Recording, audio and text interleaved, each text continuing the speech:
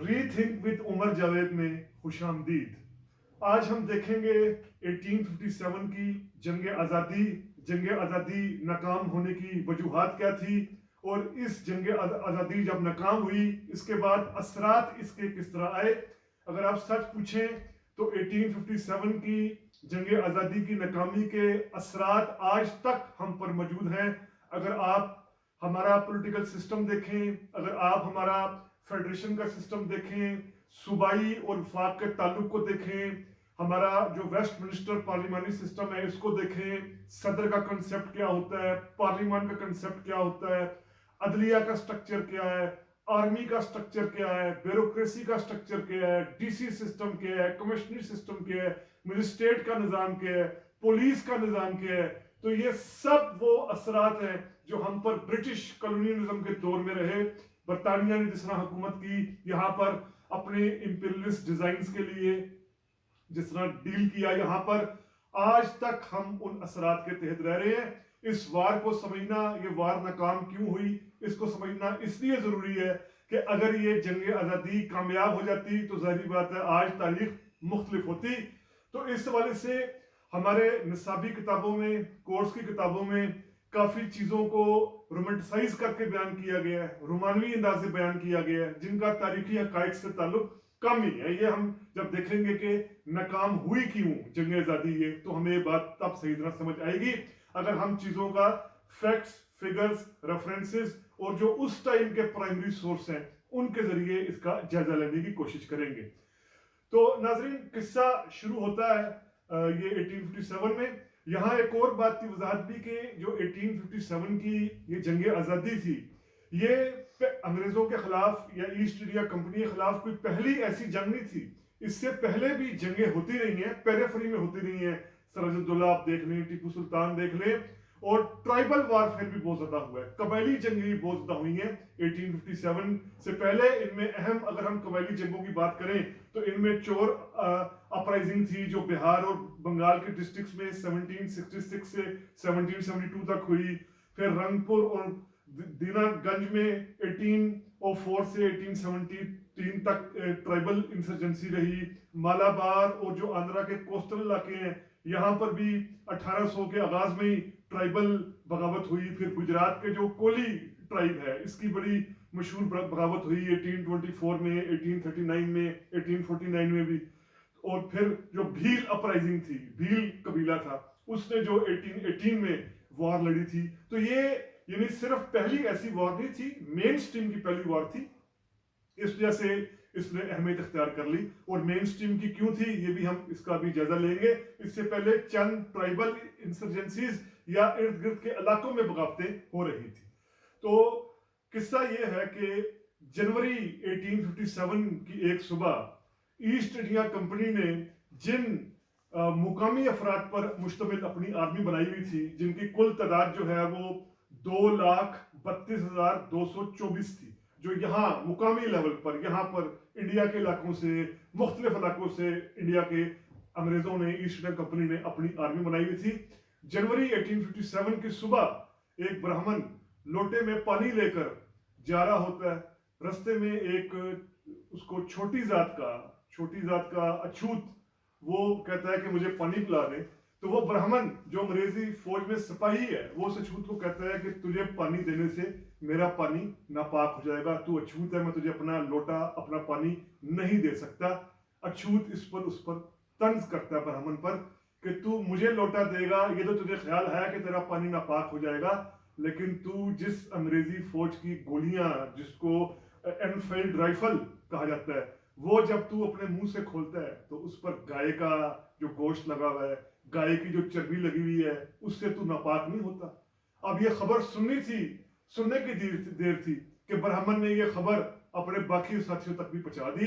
اب یہاں پر جو برہمن سولجرز تھے، برہمن آرمی تھی، ہندو آرمی تھی، اس کے لیے یہ بات کہ گائے کی چربی کا استعمال کرنا پڑ رہا ہے اس انفیلڈ رائفل کو چلانے کے لیے جو انگریزوں نے دی ہے. اور مسلمانوں کو ایشو کیا آ رہا تھا کہ اس انفیلڈ رائفل میں سور کی چربی ہے. تو دیکھتے ہی دیکھتے یہ خبر آہستہ آہستہ مزید علاقوں تک پھیل گئی. یہ خبر अवध में फैल गई, मैनपुरी में फैल गई, मथुरा में, बरेली, शाहजहांपुर, मुरादाबाद, आजमगढ़, सीतापुर, वाराणसी, कानपुर, इलाहाबाद, फैजाबाद, फतेहगढ़, फतेहपुर समेत ये खबर कई शहरों में जो मुकामी सिपाही थे ईस्ट इंडिया कंपनी के उन तक फैल गई और फिर बगावतों ने जन्म लेना शुरू कर दिया। इस हवाले से एक बहुत मशहूर बगावत मार्च में मंगल पांडे की तरफ से की गई, जो 29 मार्च 1857 को की, और मंगल पांडे को फिर इस बगावत में सजा भी दे दी गई। बहुत बड़ी बगावत हुई मीरठ से, दिल्ली से 40 मील के फासले पर शहर। वहां पर जो सिपाही थे ईस्ट इंडिया कंपनी के, मुकामी जो सिपाही थे, जो इंडियन सिपाही थे, उन्होंने बहुत बड़ी बगावत की और इस बगावत को मेन स्ट्रीम करने के लिए, बगावत का दायरा फैलाने के लिए उन्होंने दिल्ली का रुख किया। यूं 11 मई 1857 की सुबह, बिल्कुल सुबह, अभी दिल्ली शहर सोया हुआ था, दिल्ली शहर जगह भी नहीं था, तो मौरखीन बताते हैं कि मीरठ के ये सिपाही दिल्ली पहुंचे और इनका मकसद, हदफ था दिल्ली का लाल किला, जहां पर बहादुर शाह जफर रह रहे थे। बहादुर शाह जफर की हैसियत तब एक पेंशन लेने वाले शख्स की थी, जो ईस्ट इंडिया कंपनी से पेंशन ले रहा था, अपने दफा के लिए भी, अपने किले के अंदर भी वो रहमो करम पर था ईस्ट इंडिया कंपनी के। ये सिपाही बहादुर शाह जफर तक पहुंचे। बहादुर शाह जफर के एक बड़े उस वक्त के करीबी हकीम और करीबी मुशीर एहसानुल्लाह ये पूरा वाकया बताते हैं। जब बहादुर शाह जफर का ट्रायल हुआ था और उनको सजा दी गई थी, तो उस दौरान उनका ये पोजीशन बताते हैं सारा वाकया कि सिपाहियों ने बहादुर शाह जफर से रब्ता किया और बहादुर शाह जफर को कहा कि आप हम बगावत कर रहे हैं, इसकी कमान आप संभालें, हम आपको शहनशाह हिंदुस्तान डिक्लेयर करते हैं, आप हमारे लीडर होंगे। अब यहां पर बहादुर शाह जफर का किरदार क्या था, बहादुर शाह जफर का करैक्टर क्या था, वो उस वक्त के अगर हम प्राइमरी सोर्सेज से देखें तो हमें मालूम चलता है कि बहादुर शाह जफर खुद भी इसके लिए राजी नहीं थे। उनको पता था कि मैं ये शिकस्त नहीं दे पाऊंगा, ईस्ट इंडिया कंपनी को मैं नहीं हरा पाऊंगा। एक तो ये कि बहादुर शाह जफर पहली बात कोई आला हिकमतकार भी नहीं थे, कोई कामयाब हुक्मरान भी नहीं थे, कोई विजनरी लीडर भी नहीं थे, उनका मुताला भी नहीं था, उनका किसी किस्म का कोई शऊर या इदराक भी नहीं था। सारा जोर उनका शायरी पर था, शायरी बड़े वो अच्छे तरीके से कर लेते थे, लेकिन अमूर ममलिकत में, रियासत के अमूर पर उनको किसी किस्म का कोई इदराक नहीं था। यही वजह है जिस तरीके से चीजें बहादुर शाह जफर के हाथ से निकलना शुरू हुई। बहादुर शाह जफर खुद बाद में जब ट्रायल हुआ उनका, अंग्रेजों ने एक ट्रायल किया, एक कैंगरो कोर्ट, एक जिसको बहुत गलत एक केस माना जाता है कि एक बादशाह जिसको खुद इक़्तिदार से महरूम किया, उसी पर गद्दारी का मुकदमा बनाकर फिर उसका ट्रायल किया। इस ट्रायल के दौरान बहादुर शाह जफर खुद बताते हैं कि वो नहीं चाहते थे ये बगावत करना, बल्कि इस वजह से हमारे पास जो एक सबूत है, वो सबूत ये है कि जो गवर्नर पंजाब के चीफ कमिश्नर थे सर जॉन लॉरेंस, इनको लीड जो है वो ऐसे कमांडर इन चीफ थे जो दिल्ली में, T read commander in chief थे दिल्ली में, जिनका जिम्मा था दिल्ली से कंट्रोल छुड़वाना बागियों से। इन्होंने लेटर लिखा टी रीड ने जॉन लॉरेंस को, और ये कहा, जुलाई का लेटर है, जुलाई में लेटर लिखा और सर जॉन लॉरेंस को ये बताया कि बहादुर शाह जफर तो ये पैगाम पहुंचा रहे हैं कि अगर मेरी जान बख्श दी जाए तो मैं दिल्ली के गेट खोलने को तैयार हूं, यानी मैं दिल्ली देने को तैयार हूं अगर उनकी जान बख्श दी जाए।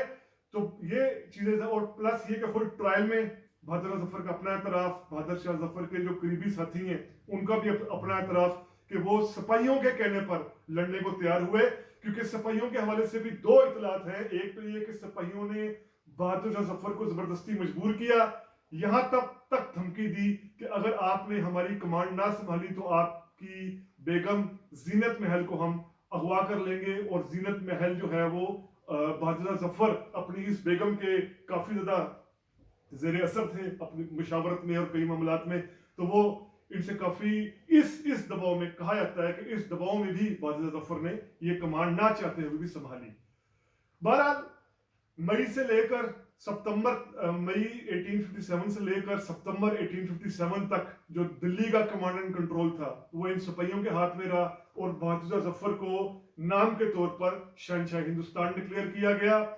इस दौरान जाहिर बात है जो अंग्रेजी फौज है वो भी भरपूर हमले कर रही थी। जुलाई में खास तौर पर इन हमलों में तेजी आ गई। ब्रिगेडियर विल्सन نے یہ کمانڈ سنبھالی اور بریگیڈیئر ولسن نے پھر جولائی میں اٹیک تیز کیے.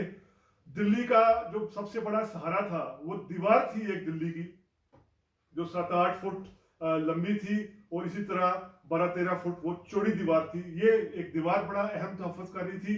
اور دوسرا یہ کہ جو رستے میں دریا کا علاقہ آتا ہے, دریائی حصہ آتا ہے, وہ بھی ایک طرح کا ڈیفنس پلے کر رہا تھا. بہرحال چونکہ یہ ایک بالکل ایسٹ انڈیا کمپنی کے جو فوجی تھے وہ اسلحے میں, ٹیکنیک میں, مہارت میں زیادہ جدت رکھتے تھے, زیادہ ان کے پاس یہ ساری اس وقت کی ٹیکنالوجی تھی. اور یہ جو سپاہی تھے ان کے پاس ظاہری بات ہے نہ اس طرح کی مہارت تھی خاص, نہ کوئی اس طرح کی ٹیکنالوجی تھی, تو شکست ان کے مقدر میں تھی. یہ شکست کھا گئے.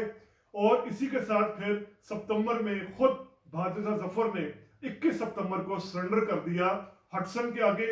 ہڈسن جو ہے وہ انچارج تھے انٹیلیجنس ڈپارٹمنٹ کے. اب جو ولسن تھے وہ تو نہیں چاہتے تھے کہ بہادر شاہ ظفر کو چھوڑا جائے یا بہادر شاہ ظفر سے کسی قسم کی رعایت کی جائے, لیکن ہڈسن کے کہنے پر بہادر شاہ ظفر کی اس وقت زندگی بخشی گئی اور ان کو پھر برما میں منتقل کر دیا گیا, جہاں پر ان کا 7 نومبر 1862 میں انتقال ہوا. تو اب ہم دیکھتے ہیں, جائزہ لیتے ہیں کہ یہ بغاوت ناکام ہوئی کیوں, اس حوالے سے پرائمری سورسز ہیں کیا. یہ اب ہم دیکھیں گے اگلی قسط میں, اگلے قسط کے آغاز میں ہم دیکھیں گے کہ یہ بغاوت ناکام ہوئی کیوں. تو بہت شکریہ ناظرین.